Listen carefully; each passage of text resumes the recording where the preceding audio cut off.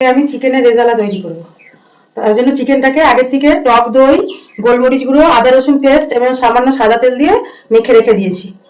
আর পেঁয়াজটা রেজালা করতে গেলে তো সাদা পেঁয়াজ লাগে, তা আমার সাদা পেঁয়াজ আমার কাছে নেই, তো আমি এই পেঁয়াজটাকে একটু গরম জলে ভিজিয়ে রেখে সামান্য একটু বেটে নিয়েছি।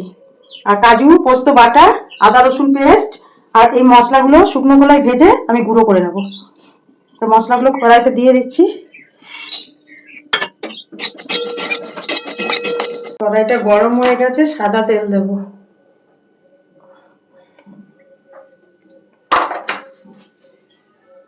তেলটা গরম হয়ে গেছে, এখানে আমি একটু ঘি দিয়ে দেব।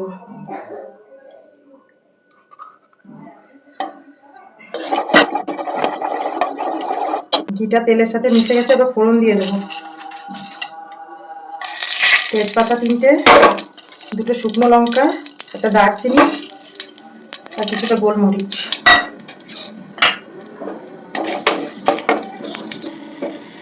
এবার আমি পেঁয়াজটা ছেড়ে দেব।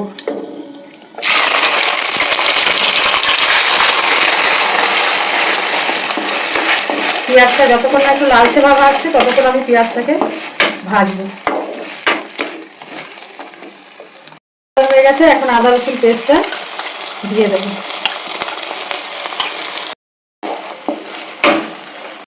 মশলা থেকে কাঁচা গন্ধটা চলে গেছে, এবার আমি মাংসটা ছেড়ে দেবো।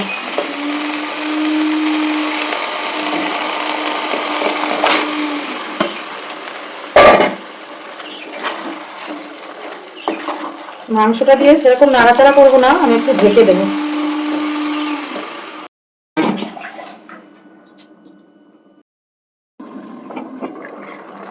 ঢাকাটা খুলে আর একটু নাড়াচাড়া করে আবার ঢেকে দেবো।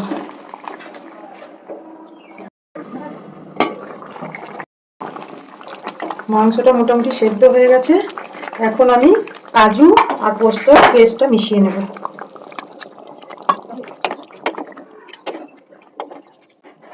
আর যেই ভাজা মশলাটা করেছি সেই ভাজা মশলাটাও দিয়ে দেবো।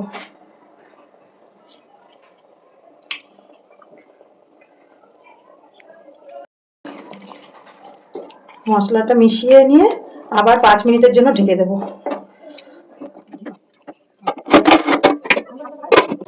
মাংসটা পুরো সেদ্ধ হয়ে গেছে,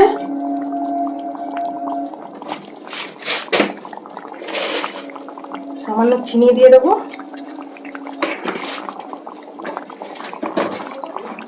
এক চামচ কেওড়া জল দিয়ে দেবো। মিশিয়ে নিয়ে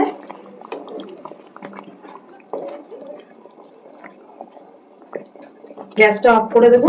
তাহলে আমাদের রেডি চিকেন রেজালা।